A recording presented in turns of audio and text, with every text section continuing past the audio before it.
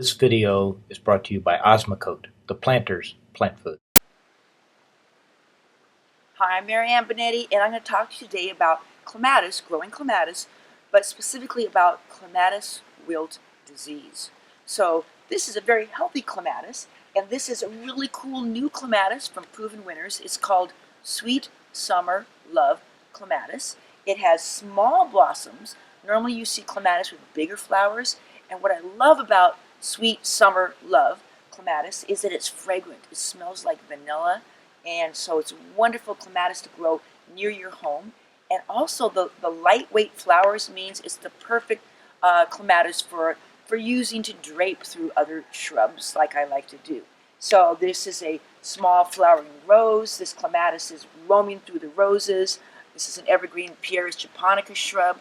I just let this clematis go wild through here, and it's very easy to control because it dies back in the winter, and in early spring I can simply clip it back till it's maybe 2 or 3 feet tall, and then it can start again. Healthy clematis here, but let me show you what's happened over here. Here's a sad story. So now you can see the more traditional clematis with the larger flowers, and this clematis, which is kind of the entrance to my hydrangea room.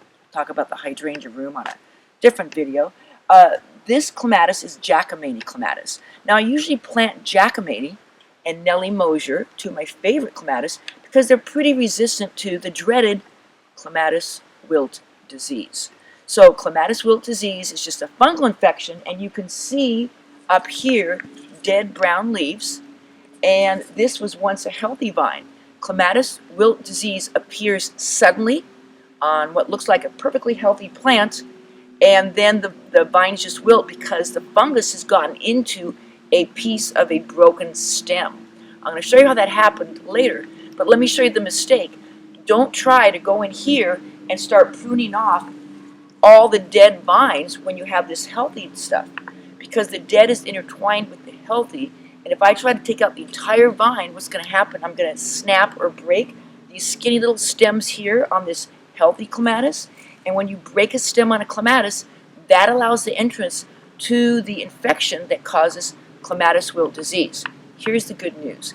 If your entire clematis has died from this disease, and mine have before, cut it right to the ground, clean your clippers with rubbing alcohol. Before you use them again on another clematis, you don't spread the disease, and the surprise is your clematis can come back. Sometimes it takes 2 years, can come back from fresh new roots and be perfectly healthy. So don't uproot those roots. If you have a dead clematis, cut it to the ground, mulch it, water it, and you could be surprised at how beautiful the new growth is when it comes back. And that's the only good news about Clematis Wilt Disease. Try to prevent broken stems, try to prevent breaking anything, and good air circulation. But let me show you the good news on this and how I know about what caused all this browning. Come on into the hydrangea room where we get to the base or the root of this particular clematis.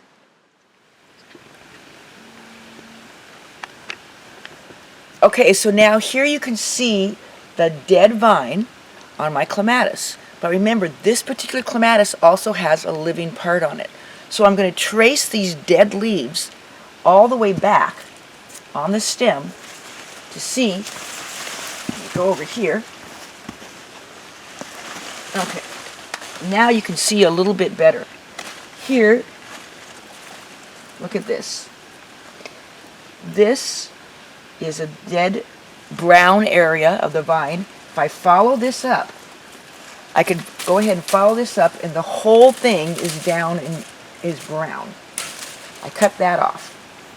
I'm going to cut it off right where it joins the healthy to try and prevent the spread of this Clematis Wilt Disease into the healthy part of the vine.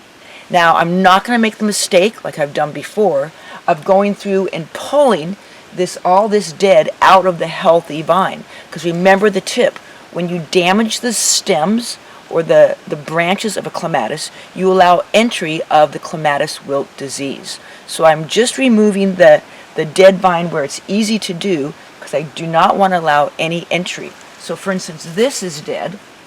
I can go ahead and clip this, but I'm not going to start tugging on it. This is dead. Go ahead and do this, but leaving any of the green healthy wood.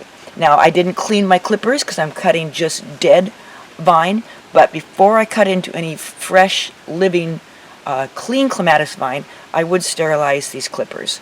I try never to cut into a clean clematis vine because whenever you cut a clematis, you are risking entry of an infection or Clematis Wilt Disease.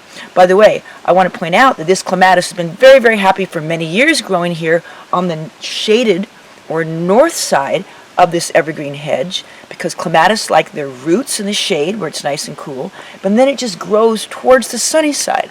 So from the other side of the entrance to this hydrangea room, you see all the blooms of this Giacomini clematis, and then here in the shaded part, we have just the roots and just the vines growing up. So this has been Marianne Binetti standing in my hydrangea room, which I'll be talking about next. Easy answers for great gardens. If you enjoyed these gardening tips, subscribe to our channel so you can get updates on new videos and stay in the know about all things gardening. Click the red subscribe button below. See the description below for more information about how to connect with us on PlantersPlace.com, Facebook, and Instagram.